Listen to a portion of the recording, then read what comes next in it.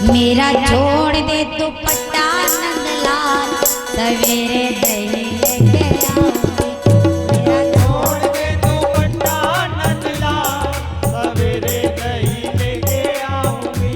मेरा छोड़ दे दुपट्टा नंदलाल सवेरे दही लेके आऊंगी।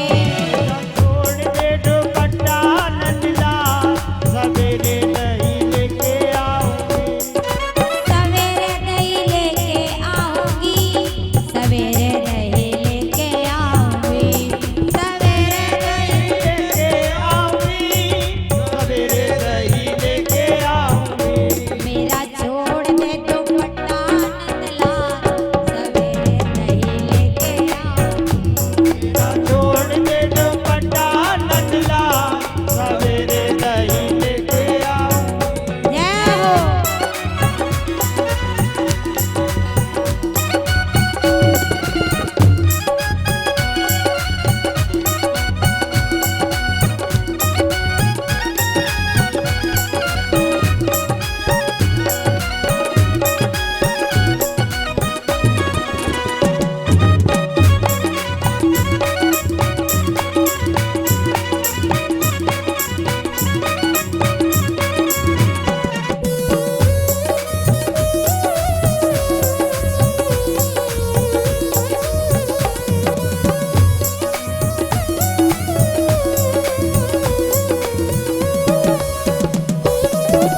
ना माने तो मेरा हर बार रख ले। ना माने तो मेरा हर बार रख ले। ना माने तो मेरा हर बार रख ले। ना माने तो मेरा हर बार रख ले। या में मोती लगे हैं हजार सवेरे दही लेके आऊं। जो में मोती लगे हैं सवेरे दही लेके आऊंगी। मेरा छोड़ दे दुपट्टा नंदलाल सवेरे दही लेके आऊंगी। मेरा छोड़ दे दुपट्टा नंदलाल सवेरे दही लेके आऊंगी। सीधे हाथ उठाकर ताली की सेवा करते हुए जय हो।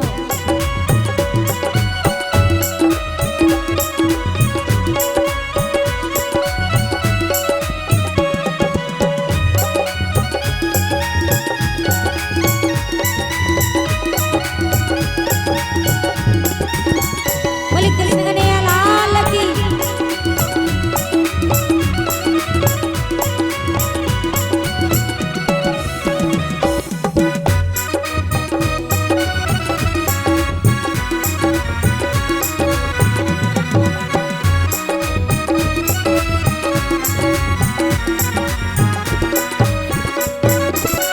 ना माने तो मेरा दिल तू रख ले। ना माने तो मेरा दिल तू रख ले। ना माने तो मेरा दिल तू रख ले।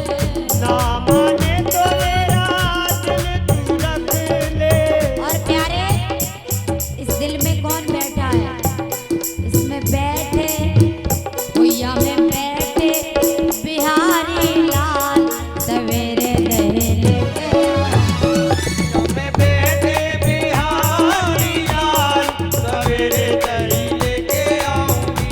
मेरा छोड़ दे दुपट्टा नंदलाल सवेरे दही लेके आओगे। मेरा छोड़ दे दुपट्टा नंदलाल सवेरे दही लेके आऊंगी। सवेरे दही लेके आओगे। सवेरे दही लेके आऊंगी। सवेरे दही लेके आओगे। सवेरे दही लेके आऊंगी। सवेरे दही लेके आओगे।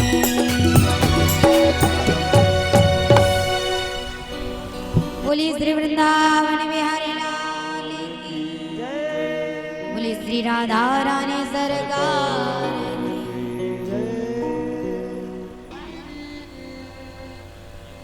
जिसने जीवन में कभी अच्छा कर्म न किया हो वह मरकर प्रेत योनि में चला गया हो उसका भी उद्धार इस श्रीमद् भागवत कथा से हो जाता है।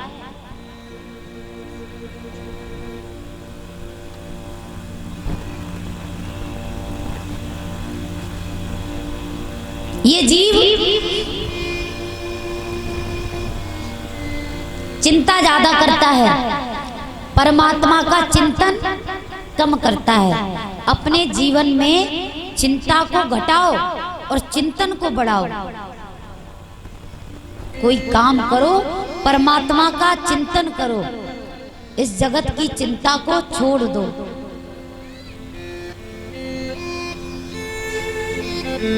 एक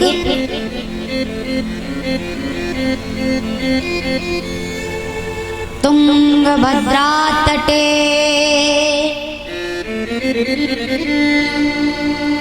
पूर्वं भूतपत्तनमुत्तमम् यत्र वर्णास्वधर्मेण सत्य सत्कर्म तत्परा। तुंगभद्रा नदी के तट पर एक अनुपम नगर बसा हुआ था। अनुपम नाम का नगर बसा हुआ था। उस नगर में चारों वर्णों के लोग रहते थे और उसी नगर में एक आत्मदेव नाम के ब्राह्मण रहते थे। आत्मदेव वेदों के ज्ञाता हैं, शास्त्रों के ज्ञाता हैं, लेकिन उनके घर में कोई संतान नहीं है।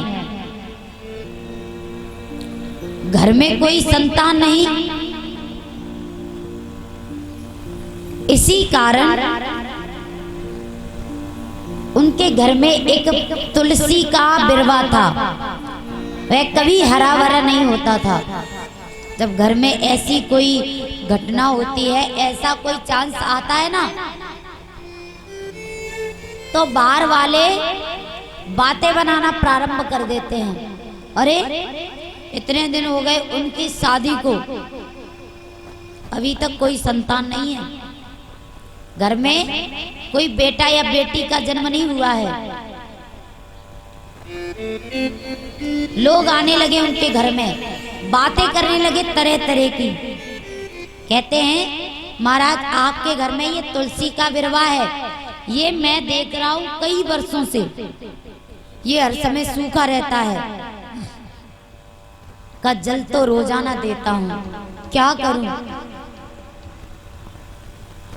अच्छा आपके घर में एक गाय और है, उस गाय से कभी किसी संतान ने जन्म नहीं लिया, कभी किसी बछड़े का जन्म नहीं हुआ, बचिया का जन्म नहीं हुआ। का गाय की भी बहुत सेवा करता हूं, लेकिन पता नहीं क्यों गाय से भी कोई संतान उत्पन्न नहीं हुई। का तुम्हारे घर में कोई संतान नहीं है, तुम पापी हो। तुम्हारे घर में कोई दीपक को जलाने वाला नहीं है,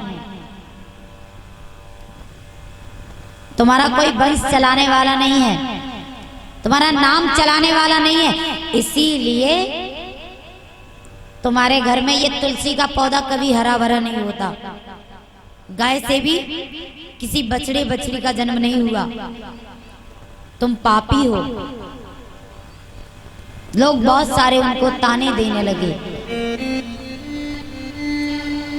आत्मदेव महाराज की पत्नी का नाम है धुंधली। क्या नाम है? धुंधली। जैसा उसका नाम है ना, ठीक वैसे ही काम है।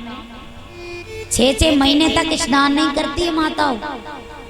आहा, कितने दिनों तक? हाँ, 6-6 महीने तक स्नान नहीं करना। पड़ोस में झगड़ा करवा देना, इधर की बात उधर कह दी, उधर की बात इधर कह दी, हो गया झगड़ा। खुद सबसे लड़ लेना, किसी से उसकी बनती नहीं। कभी भजन पूजा नहीं करना। लेकिन जो आत्मदेव हैं, आत्मदेव तो यजमानी में जाते हैं, पंडिताई करने के लिए जब वह जाते हैं तो उनकी धुंधली रानी जैसे ही वो घर में प्रवेश करते हैं वैसे ही आरती की थाली लेकर आ जाती है बाहर। आइए महाराज, पूरे दिन तो खुद का राज्य रहता है घर में, शाम को पति महाराज आते हैं, आरती उतार ली। इसीलिए आत्मदेव की नजरों में धुंधली के प्रति बहुत सम्मान है,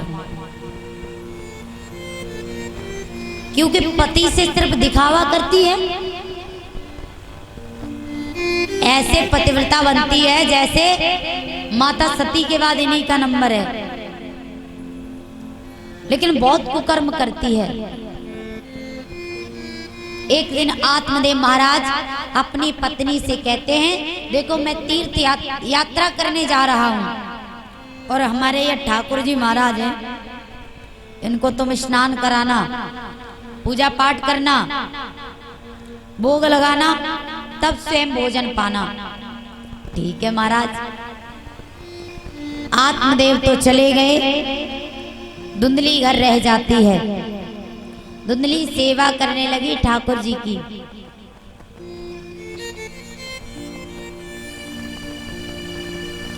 एक दिन कृष्ण को वह नहला रही थी, उसी समय उसकी पड़ोसन बहन आ गई, जो उसकी घनिष्ठ सहेली है, बहुत गहरी मित्रता है उससे उसकी। वह बहन आ गई, वह डबल धुंधली है, वह तो धुंधली थी, उससे ज्यादा उसकी बहन, उसकी सखी उकसाने वाली। वह आई, उसने देखा धुंधली स्नान करा रही है कृष्ण को। अरे बहन ये क्या कर रही हो? क्या कर रही हो? अरे हमारे पति की आज्ञा है, मैं ठाकुर जी को स्नान करा रही हूँ। अरे पागल हो गई तू भी अपने पति की तरह? ये पीतल की मूर्ति को स्नान करा रही है, इसमें क्या रखा है? इसे फेंक दे। उसने लिया ठाकुर जी को। कुछ समय बाद, कुछ दिन बाद उसके पति आए। पति ने पूछा, आत्मदेव जी ने पूछा कि हमारे लड्डू गोपाल कहाँ हैं, हमारे ठाकुर जी कहाँ हैं? तो धुंधली कहती है, महाराज हमने आपके ठाकुर जी को रोजाना स्नान कराया, यहाँ के मारे पुनि पुनि चंदन, पुनि पुनि पानी, और ठाकुर गले गए हम नहीं जानी। हमने रोजाना आपके ठाकुर जी को स्नान कराया तो आपके ठाकुर जी महाराज तो पधार गए। अब आत्मदेव को समझ आया कि मेरी स्त्री की मनसा ठीक नहीं है, इसका चरित्र ठीक नहीं है। पहला दुख था कि घर में कोई संतान नहीं थी, दूसरा दुख पत्नी कोई अच्छा कार्य नहीं करती। और उन्होंने ऐसा शास्त्रों में पढ़ा कि संतानहीन कुल को धिक्कार है, संतानहीन जन को धिक्कार है, संतानहीन पिता को धिक्कार है। जो अपने जीवन में संतान नहीं पाते हैं वे स्वयं नरक में जाते हैं, सो जाते हैं, अपने पुरखों को भी ले जाते हैं। ऐसा उन्होंने शास्त्रों में पढ़ा। क्या करूं मैं, घर में कोई संतान नहीं है, इतना बड़ा दुख है। मरने के लिए चल दिए, आत्महत्या करने चल दिए।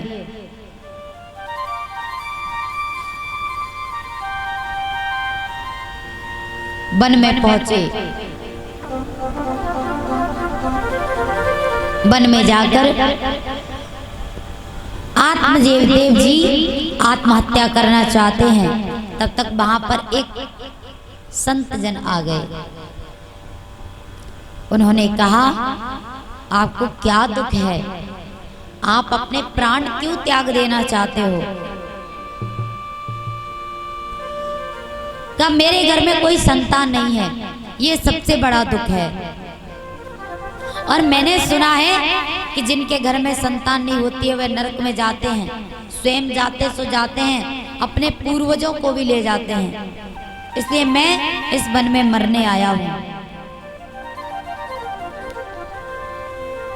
अरे कैसी बात कर रहे हो? आज तक संतान से किसी को सुख मिला है? संतान के लिए तुम मरने जा रहे हो। माता पिता संतान को पाने के लिए क्या क्या नहीं करते हैं। कई कथा बोलते हैं, हमारे घर में संतान आ जाए कथा कराएंगे, या तीर्थ यात्रा करने जाएंगे। मांगते हैं जाकर दूर दूर, लेकिन वह संतान जब अपने माता पिता को दुख दे तो कितना बुरा लगता है, कितनी पीड़ा होती है।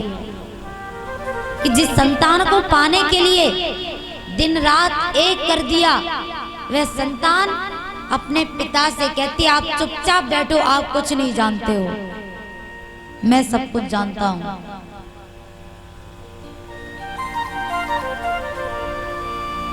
आत्मदेव ने संत से कहा,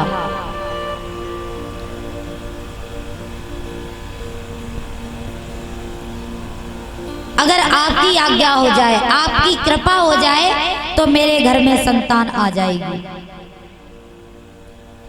अरे कैसी बात करते हो? गोविंद को संतान मानो, कन्हैया को संतान मान लो। संतान से किसी को सुख नहीं मिला है, इस जगत के बंधन में ना पड़ो।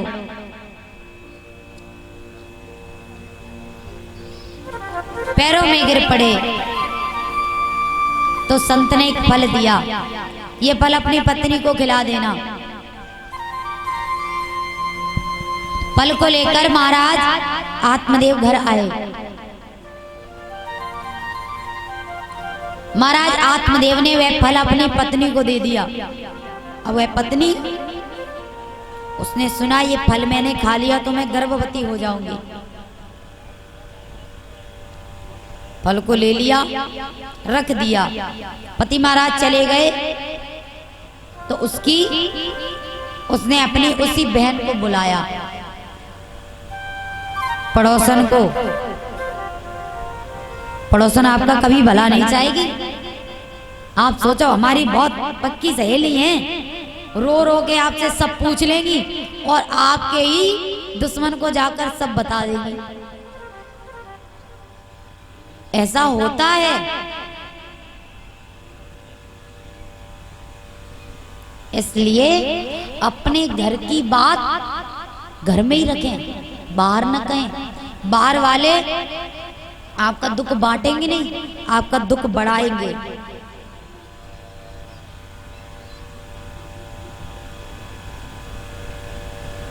वह धुंधली ने अपने पड़ोसन को बुलाया और कहा, बहन, अगर मैंने इस फल को खा लिया तो इस फल को खाने से मैं गर्भवती हो जाऊंगी, और गर्भवती अगर मैं हो गई तो कहीं सुखदेव जी की तरह 12 वर्ष ये संतान मेरे उदर में रही तो मैं क्या करूंगी? फिर कहीं जाने लायक नहीं रहूंगी मैं।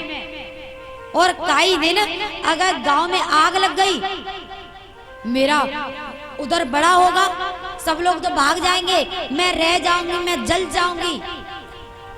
इसलिए मैं इस पीड़ा को, संतान की पीड़ा को सहन नहीं कर पाऊंगी। मेरा मल मूत्र सब चारपाई पर छूट जाएगा, ये सब कुछ मुझसे सहन नहीं होगा। इसलिए मेरी छोटी सी मदद कर दो। बहन, तुम्हारे घर में कई पुत्र हैं और एक तुम्हारे पुत्र जन्म लेने वाला भी है। कोई भी संतान हो, पुत्र हो या पुत्री हो, एक संतान तुम्हारे उदर में है, वह जन्म लेने वाली है, अच्छा उसको मुझे दे देना। उसको मुझे दे देना और उसके बदले में मैं तुम्हें बहुत सारा धन दूंगी। तुम्हारे घर में बहुत सारे बच्चे हैं लेकिन खाने को कुछ नहीं है, मेरे घर में खाने को सब कुछ है, तो खाने